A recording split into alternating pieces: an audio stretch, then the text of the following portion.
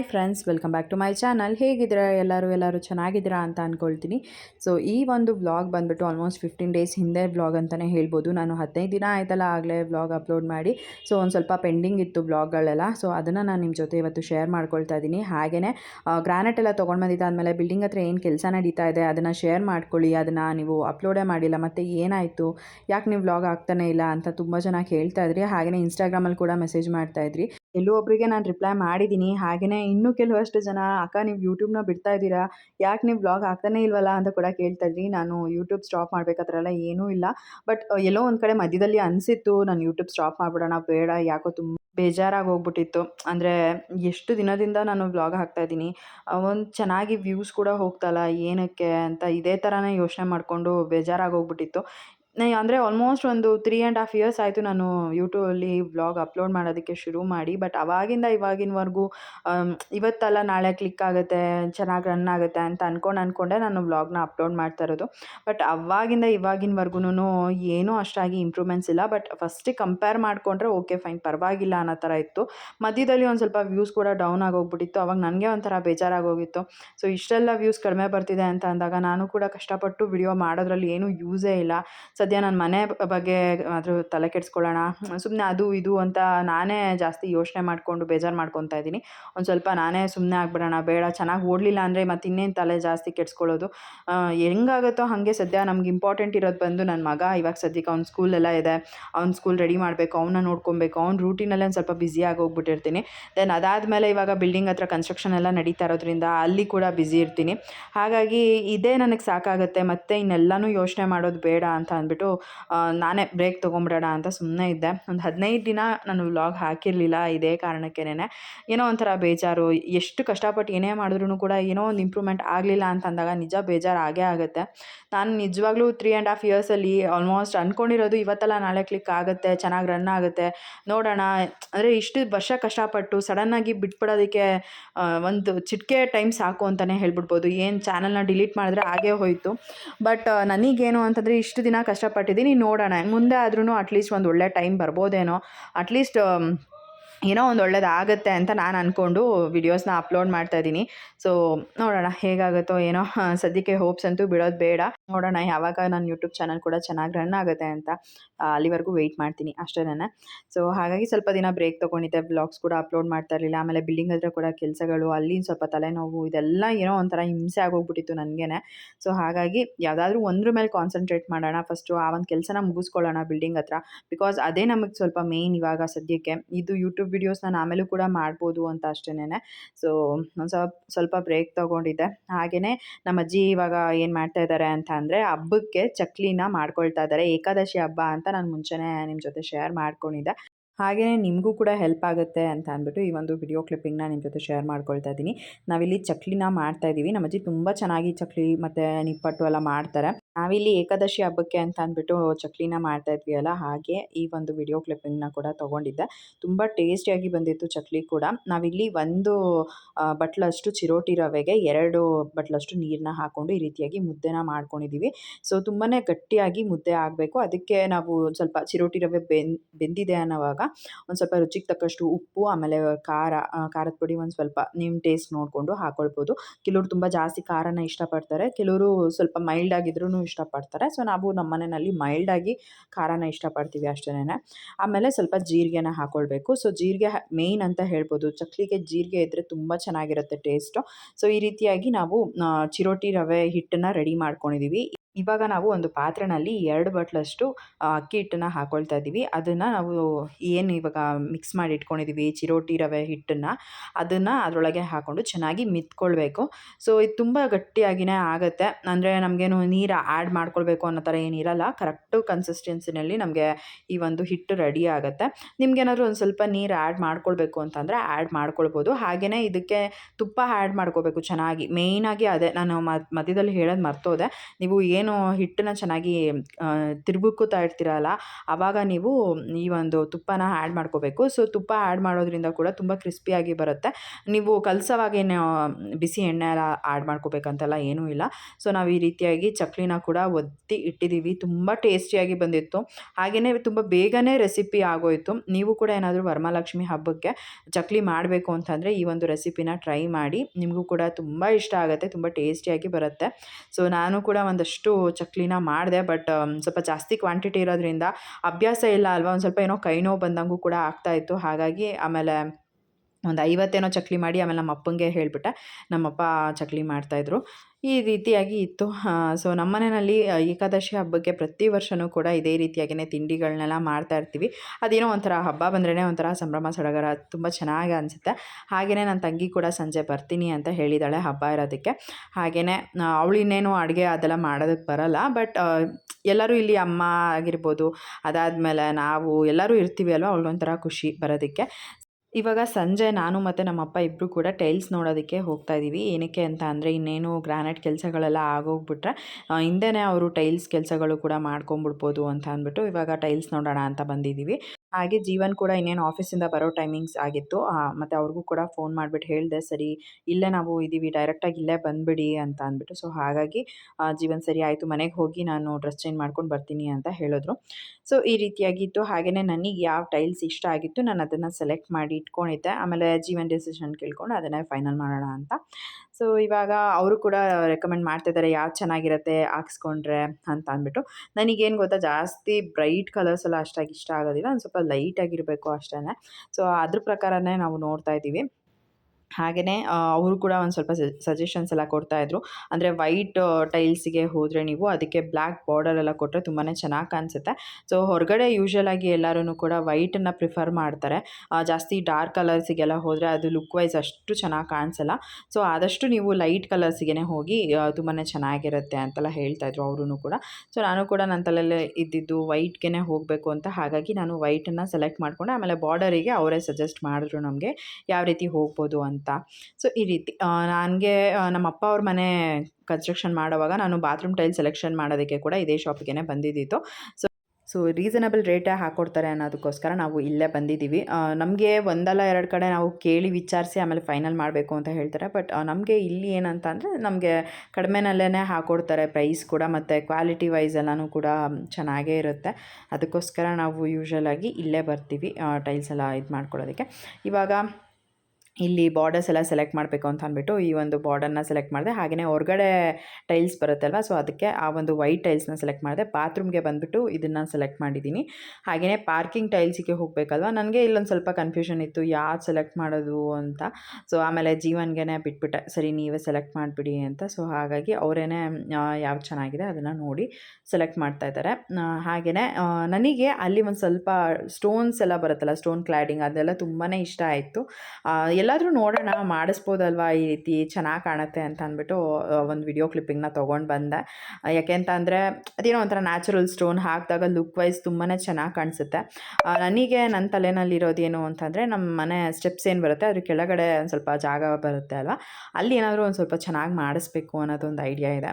ನೋಡೋಣ ಹೇಗಾಗುತ್ತೆ ಅಂತ. ಬಟ್ ಅಲ್ಲಿ ನಾನು ಸ್ವಲ್ಪ ಸ್ಟೋನ್ ಕ್ಲಾಡಿಂಗಿಗೆ ಹೋಗೋಣ ಅಂತ ಅಂದ್ಕೊಂಡು ಇವಾಗ ನೋಡ್ತಾ ಇದ್ದೀನಿ ಅಲ್ಲಿ ಒಂದು ಸ್ವಲ್ಪ. ಹಾಗೆಯೇ ಇದು ಬಂದುಬಿಟ್ಟು ಪಾರ್ಕಿಂಗ್ ಟೈಲ್ಸು, ಯಾವ್ದು ಚೆನ್ನಾಗಿರುತ್ತೆ ಅಂತ ನೋಡಿಕೊಂಡು ಅದನ್ನು ಕೂಡ ಫೈನಲೈಸ್ ಮಾಡಿದ್ವಿ. ಆಲ್ಮೋಸ್ಟ್ ಆಲ್ ಅವತ್ತೇ ನಾವು ಏನೆಲ್ಲ ಬೇಕು, ಎಷ್ಟು ಬೇಕಾಗುತ್ತೆ ನಮ್ಮ ಮನೆಗೆ ಅದನ್ನೆಲ್ಲ ಕೂಡ ನೋಡಿಕೊಂಡು ಆವಾಗಲೇ ನಾವು ಹೇಳಿಬಿಟ್ಟು ಬಂದುಬಿಟ್ವಿ. ಸೊ ಅವರು ನಮಗೆ ನೆಕ್ಸ್ಟ್ ಡೇನೇ ಡೆಲಿವರಿ ಕೊಡ್ತೀವಿ ಅಂತ ಹೇಳಿದ್ರು. ಒಂದು ಸ್ವಲ್ಪ ಬೇಗನೆ ನಮಗೆ ಡೆಲಿವರಿ ಎಲ್ಲ ಕೊಟ್ಬಿಡ್ತಾರೆ. ಅದೊಂದು ತುಂಬ ಖುಷಿ ಆಗುತ್ತೆ ಅಂತಲೇ ಹೇಳ್ಬೋದು. ನನಗೆ ಇದನ್ನು ನೋಡ್ತಾ ಇದ್ದೀರಲ್ವ ಎಲಿವೇಷನಿಗೆ ಅಂತ ಅಂದ್ಬಿಟ್ಟು ಈ ಒಂದು ಸ್ಟೋನ್ ಕ್ಲಾಡಿಂಗ್ ಎಲ್ಲ ಬರುತ್ತೆ ಅಂತ ತೋರಿಸ್ತಾಯಿದ್ರು. ಹಾಗೆ ಒಂದು ಸಣ್ಣ ಸಣ್ಣ ವಿಡಿಯೋ ಕ್ಲಿಪ್ಪಿಂಗ್ನ ತೊಗೊಂಡೆ. ನನ್ನ ಮಗ ನೋಡ್ಬೋದು ಇಲ್ಲಿ ಹೋಗ್ಬಿಟ್ಟು ನಿಂತ್ಕೊಂಡು ಬಾತ್ರೂಮಿಗೆ ಹಾಕ್ತಾರಲ್ಲ ಟೈಲ್ಸು, ಅಲ್ಲಿ ಫಿಶ್ ಎಲ್ಲ ಬರುತ್ತಲ್ಲ ಡಾಲ್ಫಿನ್ನು, ಸೊ ಅದನ್ನು ನೋಡಿಕೊಂಡು ಫಿಶ್ ಅಂತ ಹೇಳ್ತಾಯಿದ್ದ. ಸೊ ಅವ್ನಿಗೆ ಇನ್ನೂ ಗೊತ್ತಿಲ್ಲ ಅದೆಲ್ಲ ಟೈಲ್ಸ್ ಯೂಸ್ ಮಾಡ್ತಾರೆ ಬಾತ್ರೂಮ್ಗೆ, ಅದೆಲ್ಲ ಅವ್ನಿಗೆ ಗೊತ್ತಿಲ್ಲ. ಬಟ್ ಏನಂದರೆ ಫಿಶ್ ಇದೆಯಲ್ಲ ಅದನ್ನು ನೋಡ್ಕೊಂಡು ನಿಂತಿದ್ದ ಅಷ್ಟೇನೆ. ಸೊ ಇಲ್ಲಿ ಏನಂತಂದರೆ 2x2 2x4 ಈ ರೀತಿ ಟೈಲ್ಸ್ ಎಲ್ಲ ಸಿಗುತ್ತೆ. ನಾವಿಲ್ಲಿ ಹೋಗ್ತಾ ಇರೋದು ಬಂದು 2x4 ಟೈಲ್ಸಿಗೆ. ಬಿಕಾಸ್ ಅದೊಂದು ಸ್ವಲ್ಪ ಕೆಲಸಗಳು ಕೂಡ ಬೇಗನೆ ಆಗುತ್ತೆ, ಮತ್ತು ಪ್ರಾಬ್ಲಮ್ ಇರಲ್ಲ, ಲೀಕೇಜ್ ಪ್ರಾಬ್ಲಮ್ ಆಗುತ್ತೆ ಆ ಥರದ್ದೆಲ್ಲ ಸ್ವಲ್ಪ ಚಾನ್ಸಸ್ ಕಡಿಮೆ. ಹಾಗಾಗಿ 2x4 ಟೈಲ್ಸಿಗೆ ಹೋದರೆ ಒಳ್ಳೆಯದು. ಇವಾಗ ಅವರು ಕೂಡ ಒಂದಷ್ಟು ಸಜೆಸ್ಟ್ ಮಾಡ್ತಾಯಿದ್ರು, ನಮಗೆ ಜೀವನ್ ಬಂದ್ರಲ್ವ ಅವ್ರಿಗೆ ತೋರಿಸ್ಬಿಟ್ಟು ಹೇಳ್ತಾಯಿದ್ರು.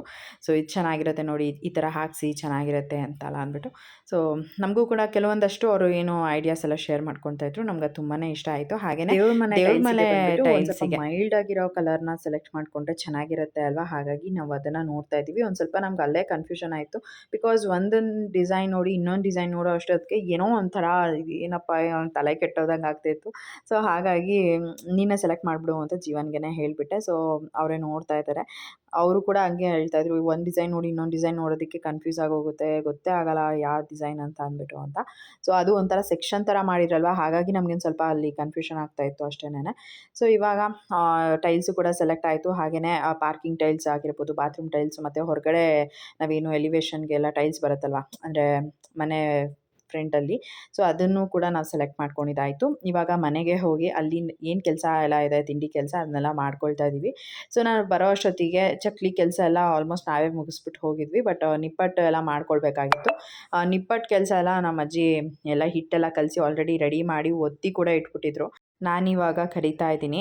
ನನಗೇನು ಅಂತ ಅಂದರೆ ಒಂದು ಸ್ವಲ್ಪ ಈ ರೀತಿ ಒತ್ತಿ ಮಾಡೋ ಕೆಲಸ ಎಲ್ಲ ಸ್ವಲ್ಪ ಅಷ್ಟಿಷ್ಟ ಆಗೋಲ್ಲ. ಬೇಕಾದ್ರೆ ಕುತ್ಕೊಂಡು ಕರಿ ನೀನು ಎಣ್ಣೆಯಲ್ಲಿ ಅಂತಂದರೆ ಅವೆಲ್ಲ ಕೆಲಸಗಳನ್ನ ಮಾಡ್ಕೊಳ್ತೀನಿ.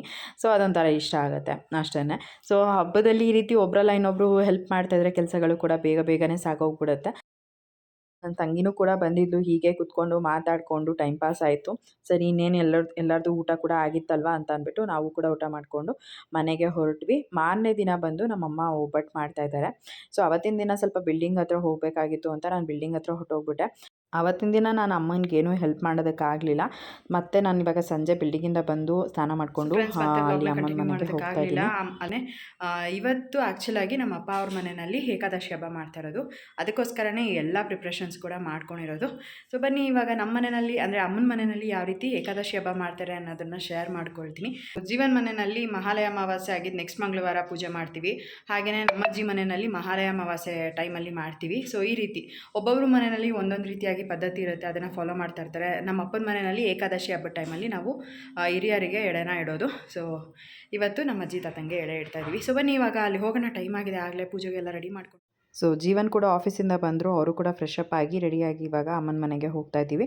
ಇಲ್ಲೇ ನಿಯರ್ ಬೈ ಇರೋದ್ರಿಂದ ಬೇಗನೆ ಹೋಗ್ಬಿಡ್ಬೋದು. ಹಾಗೆಯೇ ನನ್ನ ಮಗ ಅಂತೂ ಸ್ಕೂಲಿಂದ ಬಂದವನು ಅಮ್ಮನ ಮನೆಯಲ್ಲೇ ಇದ್ದಾನೆ. ಇವತ್ತು ಎಲ್ಲರೂ ಬರ್ತಾರೆ ಅಂತ ಅವನಿಗೊಂಥರ ಖುಷಿ. ಹಾಗೆಯೇ ಒಂದು ಸ್ವಲ್ಪ ಸುಸ್ತು ಕೂಡ ಆಗೋಗ್ಬಿಟ್ಟಿತ್ತು. ಮಧ್ಯಾಹ್ನದಿಂದ ಆಟಾಡಿ ಸಂಜೆ ನಿದ್ದೆ ಮಾಡಿಬಿಟ್ಟಿದ್ದಾನೆ ಅವನು. ಸರಿ ಇನ್ನೇನು ಬೆಳಗ್ಗೆನೇ ಅವನಿಗೆ ಸ್ನಾನ ಎಲ್ಲ ಮಾಡಿಸಿದ್ದೆ ಅಲ್ವಾ, ಮತ್ತಿನ್ನೇನು ಪರವಾಗಿಲ್ಲ ಬಿಡು ಅಂತ ಅಂದ್ಬಿಟ್ಟು ನಾನು ಸುಮ್ಮನೆ ಆದೆ. ನಮ್ಮಪ್ಪ ಇವಾಗ ಪೂಜೆಗೆ ಎಲ್ಲ ರೆಡಿ ಮಾಡ್ಕೊಳ್ತಾ ಇದ್ದಾರೆ.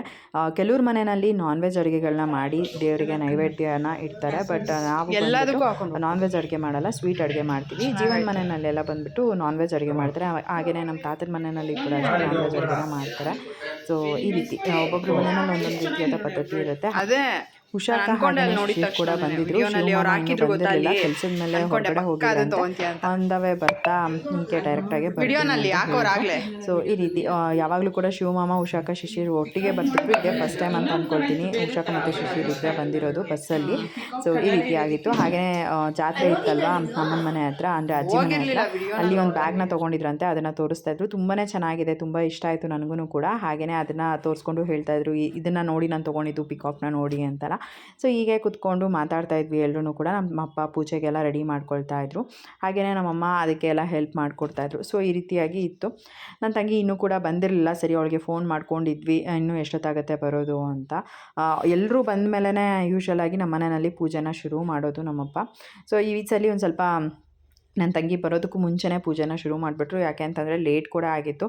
ಹಾಗಾಗಿ ಈಗ ಪೂಜೆಗೆ ಎಲ್ಲ ರೆಡಿ ಮಾಡ್ಕೊಂಡಿದ್ದಾಗಿದೆ. ಫ್ರೂಟ್ಸ್ ಎಲ್ಲನೂ ಕೂಡ ಎಡೆಗೆ ಕಟ್ ಮಾಡಿ ಇಟ್ಟಿದ್ದಾರೆ. ಹಾಗೆಯೇ ಕರ್ಜಿಕಾಯಿ, ಕಜ್ಜಾಯ, ನಿಪ್ಪಟ್ಟು, ಒಬ್ಬಟ್ಟು, ಆಮೇಲೆ ವಡೆ ಎಲ್ಲನೂ ಕೂಡ ನೈವೇದ್ಯಕ್ಕೆ ಅಂತ ಹೇಳಿ ಇಟ್ಟಿದ್ದಾರೆ. ನಾವು ಅಡುಗೆ ಎಲ್ಲ ಬಡಿಸೋದಿಲ್ಲ, ಈ ರೀತಿಯಾಗಿ ನಮ್ಮ ಊರಿನಲ್ಲಿ ಯಾವ ರೀತಿ ಫಾಲೋ ಮಾಡ್ತಾರೆ ಅದೇ ರೀತಿಯಾಗಿ ನಮ್ಮಪ್ಪನೂ ಕೂಡ ಪೂಜೆನ ಮಾಡ್ಕೊಂಡು.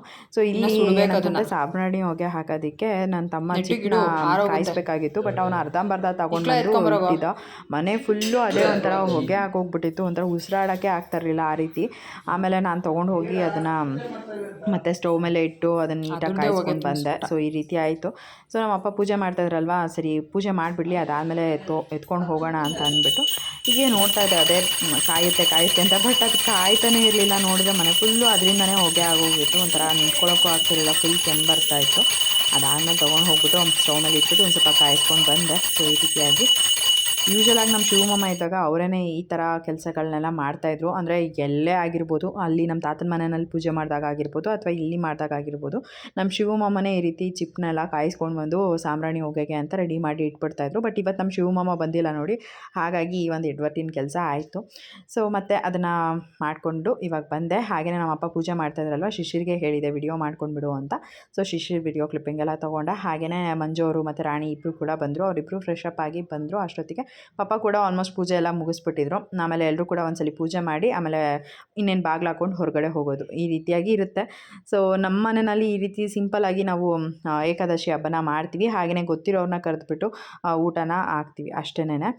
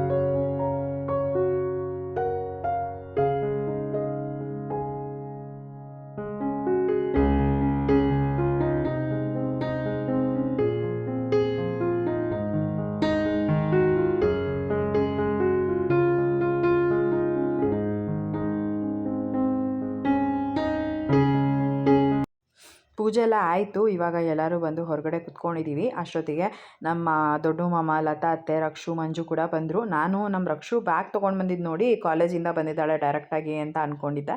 ಆಮೇಲೆ ಇಲ್ಲ ಚಿನ್ನು, ನಾನು ಇಲ್ಲಿ ಇರೋದಕ್ಕೆ ಅಂತ ಬಂದೆ ಅಂತ ಹೇಳಿದ್ರು. ನನಗಂತೂ ತುಂಬಾ ಖುಷಿ ಆಯಿತು. ಏನಕ್ಕೆ ಅಂತಂದರೆ, ನಾನು ಹಬ್ಬಕ್ಕೆ ಹೋಗಿದ್ವಿ ಅಲ್ಲ ಅಜ್ಜಿ ಮನೆಗೆ, ಆವಾಗ ನಾನು ಕರೆದಿದ್ದೆ ಬಾ ರಕ್ಷು ಅಂತ. ಬಟ್ ಅವಳು ಇಲ್ಲ, ಫ್ರೆಂಡ್ ಬಂದಿದ್ದಾಳೆ ಅಲ್ವಾ, ನಾನು ಇನ್ನೊಂದ್ಸಲಿ ಬರ್ತೀನಿ, ನೀನು ಹೋಗಿರು ಅಂತ ಅಂದ್ಲು. ಬಟ್ ಆವಾಗ ನನಗೊಂದು ಸ್ವಲ್ಪ ಬೇಜಾರಾಗಿತ್ತು, ಅಯ್ಯೋ ಬಂದಿದ್ದರೆ ಚೆನ್ನಾಗಿರ್ತಿತ್ತು ನಮ್ಮ ರಕ್ಷುನು ಅಂತ. ಬಟ್ ಅವಳು ಇವಾಗ ಏಕಾದಶಿ ಹಬ್ಬಕ್ಕೆ ಅಂತ ಬಂದ್ಲಲ್ವಾ, ನಮ್ಮ ಜೊತೆ ಇದ್ಬಿಟ್ಟು ಒಂದೆರಡು ದಿನ ಹೋಗ್ಬೋದು ಅಂತ ನನಗೆ ತುಂಬ ಖುಷಿ. ಸೊ ನಮ್ಮನೆಗೆ ಯೂಶ್ವಲಾಗಿ ಕಸಿನ್ಸ್ ಬರೋದು ಅಂದರೆ ಸ್ವಲ್ಪ ಜನ ಮಾತ್ರನೇ, ಬಟ್ ಅವ್ರು ಬಂದಾಗಂತೂ ತುಂಬಾ ಇಷ್ಟ ಆಗುತ್ತೆ, ತುಂಬ ಖುಷಿ ಆಗುತ್ತೆ. ಸೊ ಇನ್ನೇನು ಅವಳಿಗೂ ಕೂಡ ಕಾಲೇಜೆಲ್ಲ ಶುರು ಆಗುತ್ತೆ. ಕಾಲೇಜ್ ಶುರು ಆದಮೇಲಂತೂ ಫುಲ್ ಬ್ಯುಸಿ. ಆವಾಗ ಯಾರು ಕೂಡ ಹಿಂಗೆ ಬಂದು ಹೋಗೋದಕ್ಕೆ ಎಲ್ಲ ಆಗೋದಿಲ್ಲ.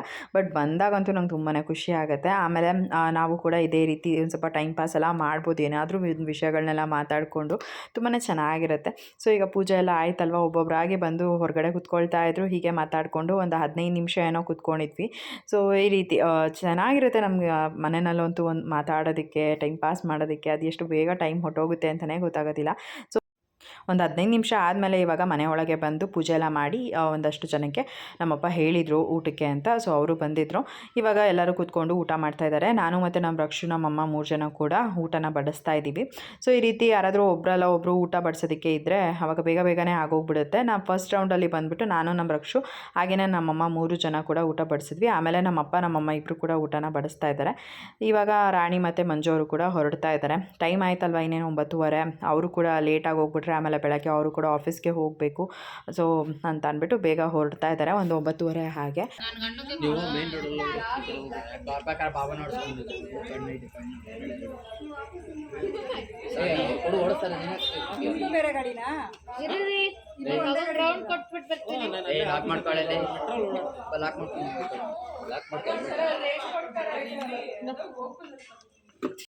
ರಾಣಿ ಬಂದಾಗೆಲ್ಲ ಅಪ್ಪುನ ಕರ್ಕೊಂಡು ಒಂದು ರೌಂಡ್ ಹೋಗ್ಬಿಟ್ಟು ಬರ್ತಾಳೆ. ಅವನಿಗೂ ಕೂಡ ತುಂಬಾ ಇಷ್ಟ ರಾಣಿ ಜೊತೆ ಒಂದು ರೌಂಡ್ ಹೋಗೋದಕ್ಕೆ. ಸೊ ಹೀಗೆ ಒಂದು ರೌಂಡ್ ತೊಗೊಂಡು ಬಂದ. ಹಾಗೆಯೇ ಇವಾಗ ಹೊಸ ಗಾಡಿ ತೊಗೊಂಡಿದ್ದಾಳೆ ಅಲ್ವಾ, ಹಾಗಾಗಿ ಅಪ್ಪು ಏನೋ ಡಿಫ್ರೆಂಟಾಗಿ ನೋಡ್ತಾ ಇದ್ದ, ಇದಲ್ಲ ಅಲ್ವಾ ನಮ್ಮ ಚಿಕ್ಕಿ ಗಾಡಿ, ಹೊಸ ಗಾಡಿ ತೊಗೊಂಬಿಟ್ಟಿದ್ದಾನೆ ಅಂತ. ಹಾಗಾಗಿ ಅದನ್ನೇ ರೇಗಿಸ್ತಾ ಇದ್ಲು, ನೋಡು ಹೆಂಗೆ ನೋಡ್ತಾ ಇದ್ದಾನೆ ಅವನು ಅಂತ ಅಂದ್ಬಿಟ್ಟು. ಸೊ ಇವಾಗ ಅಪ್ಪನ ಕರ್ಕೊಂಡು ಒಂದು ರೌಂಡ್ ಹೋಗ್ಬಿಟ್ಟು ಬರ್ತಾಳೆ. ಅದಾದಮೇಲೆ ಅವರು ಕೂಡ ಮನೆಗೆ ಹೊರಡ್ತಾರೆ. ಹಾಗೆಯೇ ನಮ್ಮ ಲತಾ ಅತ್ತೆ ದೊಡ್ಡ ಮಾಮ ಕೂಡ ಆಟೋಗೆ ಬುಕ್ ಮಾಡಿದರು, ಬಟ್ ಅದೇನೋ ಆಟೋ ಬುಕ್ ಆಗ್ತಾನೇ ಇರಲಿಲ್ಲ. ಒಂದು ಆಟೋದವರು ಬುಕ್ ಆಯಿತು, ಬಟ್ ಅವರು ಬೇರೆ ಲೊಕೇಶನ್ಗೆ ಹೋಗ್ಬಿಟ್ಟಿದ್ರು. ಆಮೇಲೆ ನೋಡಿದ್ರೆ ಅವ್ರು ನಮಗೆ ಹೇಳ್ತಾಯಿದ್ರು, ಇಲ್ಲ ನೀವೇ ಕರೆಕ್ಟಾಗಿ ಬುಕ್ ಮಾಡಿಲ್ಲ ಅಂತ. ನಾವು ಸೇಮ್ ಲೊಕೇಶನ್ ಸೇಮ್ ಇದಕ್ಕೇ ಯಾವಾಗ್ಲೂ ಬುಕ್ ಮಾಡ್ತೀವಿ, ಬೇರೆಯವರೆಲ್ಲ ಕರೆಕ್ಟಾಗಿ ಬರ್ತಾರೆ. ಅದು ಏನೋ ಇವ್ರು ಈ ಸತಿ ಒಂದು ಸ್ವಲ್ಪ ಏನೇನೋ ರೇಗಾಡ್ಬಿಟ್ರು, ನಮ್ಗೊಂದೊಂಥರ ಬೇಜಾರೇ ಆಗೋಯ್ತು. ಸರಿ ನಾವು ಅವ್ರು ಕರೆಕ್ಟ್ ಅಡ್ರೆಸ್ ಹೇಳಿದ್ರು ಕೂಡ ಅವ್ರು ಬರಲಿಲ್ಲ. ಮತ್ತು ಇನ್ನೇನು ನಾವು ಜಾಸ್ತಿ ಮಾತಾಡೋದು ಸರಿ ಇರಲ್ಲ ಅಂತ ಅಂದ್ಬಿಟ್ಟು ನಾವೇನೂ ಮಾತಾಡಲಿಲ್ಲ. ಬೇರೆ ಆಟೋನ ಬುಕ್ ಮಾಡ್ಕೊಂಡು ಇವಾಗ ನಮ್ಮ ದೊಡ್ಡ ಮಾಮ ಲತಾತೆ ಹಾಗೆಯೇ ನಮ್ಮ ಮಂಜು ಕೂಡ ಹೊರಟರು. ಸೊ ರಕ್ಷು ಮಾತ್ರ ಇಲ್ಲೇ ಇದ್ಲು. ಆವಾಗ ಊಟ ಮಾಡಿದ್ವಿ ಅಲ್ವಾ, ಏನೋ ಒಂಥರ ಹೆವಿ ಫೀಲ್ ಆಗ್ತಾಯಿತ್ತು ಅಂದ್ಬಿಟ್ಟು ನಾನು ಮತ್ತು ನಮ್ಮ ರಕ್ಷಾ ಆಮೇಲೆ ಅಪ್ಪು 3 ಜನ ಕೂಡ ವಾಕ್ ಮಾಡಿಕೊಂಡು ನಮ್ಮ ಬಿಲ್ಡಿಂಗ್ ಹತ್ರ ಹೋಗಿದ್ವಿ, ಒಂದು ರೌಂಡ್ ಹೊಡ್ಕೊಂಡು ಬಂದ್ವಿ. ಸೊ ಈ ರೀತಿಯಾಗಿ ಇತ್ತು. ಹಾಗೆಯೇ ನೆಕ್ಸ್ಟ್ ಡೇ ಬಂದುಬಿಟ್ಟು ಇವಾಗ ಟೈಲ್ಸ್ ಎಲ್ಲ ಆರ್ಡರ್ ಮಾಡಿ ಬಂದಿದ್ವಿ ಅಲ್ಲ, ಅದು ಡೆಲಿವರಿ ಕೊಡ್ತೀವಿ ಅಂತ ಹೇಳಿದರು ಅವರು. ಸೊ ಹಾಗಾಗಿ ಇವಾಗ ಅದೆಲ್ಲ ಬಂದು ಟೈಲ್ಸ್ ಎಲ್ಲ ಇಟ್ಟು ಹೋಗ್ತಾ ಇದ್ದಾರೆ. ಯಾವ್ಯಾವುದು ಎಲ್ಲೆಲ್ಲಿ ಇಟ್ಟಿದ್ದೀವಿ ಅಂತೆಲ್ಲ ಹೇಳಿ ಹೊರಟರು. ನನಗೇನು ಅಂತಂದರೆ ಮರ್ತೋಗ್ಬಿಡುತ್ತೆ ಅಲ್ವಾ ಅಂತ ಅಂದ್ಬಿಟ್ಟು ನಾನು ಒಂದು ಪೆನ್ಸಿಲ್ನ ತೊಗೊಂಡು ಎಲ್ಲ ಬರೆದು ಇಟ್ಟಿದ್ದೆ. ಅಂದರೆ ಕೆಲಸ ಮಾಡೋರಿಗೂ ಕೂಡ ಗೊತ್ತಾಗಬೇಕು ಅದು ಯಾವುದು ಏನು ಅಂತ ಅಂದ್ಬಿಟ್ಟು. ಆಮೇಲೆ ಅವರು ಒಂದು ಟೈಲ್ಸ್ನ ಹೋಗಿ ಇನ್ನೊಂದು ಟೈಲ್ಸ್ಗೆ ಹಾಕ್ಬಿಟ್ರೆ ಅದು ಸರಿ ಬರಲ್ಲ ಅಂತ ಅಷ್ಟೇನೆ. ಸೊ ಇವಾಗ ಮೇಲ್ಗಡೆ ನಮ್ಮ ಒಂದು ಮಾಸ್ಟರ್ ಬೆಡ್ರೂಮ್ಗೆ ಆಗಿರ್ಬೋದು, ಅದಾದಮೇಲೆ ಅಪ್ಪು ರೂಮ್ಗೆ ಆಗಿರ್ಬೋದು, ಬಾತ್ರೂಮಿಗೆ, ಸೊ ಎಲ್ಲ ಬೇರೆ ಬೇರೆ ಟೈಲ್ಸ್ನ ತೊಗೊಂಡಿದ್ದೀವಿ. ಸೊ ಹಾಗಾಗಿ ಅವರು ಅದನ್ನು ನೀಟಾಗಿ ಹೇಳಿ ಇಡ್ತಾ ಇದ್ದಾರೆ. ಆಮೇಲೆ ಕೆಲಸ ಮಾಡೋರ್ಗು ಕೂಡ ಕನ್ಫ್ಯೂಷನ್ ಆಗಬಾರ್ದಲ್ವ ಅಂತ ಮುಂಚೆನೇ ಎಲ್ಲಿ ಯಾವ ಟೈಲ್ಸ್ನ ಇಟ್ಟಿದ್ದಾರೆ ಅಂತ ಹೇಳಿಬಿಟ್ಟು ಅದ್ರ ಮೇಲೆ ಕೂಡ ಅವರು ಬರೆದ್ಬಿಟ್ಟು ಹೋದರು. ಅದರಿಂದ ನಮಗೂ ಕೂಡ ನೀಟಾಗಿ ಗೊತ್ತಾಗುತ್ತೆ. ಸೊ ಈಗ ಹೊರಗಡೆ ಬಂದುಬಿಟ್ಟು ಗ್ರಾನೈಟ್ ಕಟ್ಟಿಂಗ್ ಎಲ್ಲ ಮಾಡ್ಕೊಳ್ತಾ ಇದ್ದಾರೆ. ಹಾಗೆಯೇ ಎಲಿವೇಷನ್ ಕೆಲಸಗಳು ಕೂಡ ಪೆಂಡಿಂಗ್ ಇದೆ, ಅದು ಕೂಡ ಇನ್ನೂ ಆಗಿಲ್ಲ. ಬೇಜಾನಿದೆ ತಲೆನೋವು, ಬಟ್ ಎಲ್ಲದನ್ನು ಕೂಡ ಹೇಳ್ಕೊಳ್ಳೋದಕ್ಕಾಗಲ್ಲ. ಸದ್ಯ ಎಲ್ಲ ಕೆಲಸಗಳು ಆರಾಮಾಗಿ ಸಾಗಲಿ ಅಂತ ಅಷ್ಟೇನೆ. ಸೊ ಇವತ್ತಿನ ಈ ಒಂದು ವಿಡಿಯೋ ನಿಮಗೆ ಇಷ್ಟ ಆಗಿದೆ ಅಂತ ಅಂದ್ಕೊಳ್ತೀನಿ. ಸೊ ಈ ಒಂದು ವಿಡಿಯೋ ನಿಮಗೆ ಇಷ್ಟ ಆಗಿದೆ ಲೈಕ್ ಮಾಡಿ, ಕಮೆಂಟ್ ಮಾಡಿ, ಶೇರ್ ಮಾಡಿ. ಇನ್ನೂ ಯಾರು ನನ್ನ ಚಾನಲ್ನ ಸಬ್ಸ್ಕ್ರೈಬ್ ಮಾಡ್ಕೊಳ್ತಾರೆ ನೋಡ್ತಾ ಇದ್ದೀರಾ, ದಯವಿಟ್ಟು ನನ್ನ ಯೂಟ್ಯೂಬ್ ಚಾನಲ್ನ ಸಬ್ಸ್ಕ್ರೈಬ್ ಮಾಡ್ಕೊಂಡು ನೋಡಿ. ಸಿಗೋಣ ಮುಂದಿನ ವಿಡಿಯೋನಲ್ಲಿ. Thanks for watching. ಬಾಯ್.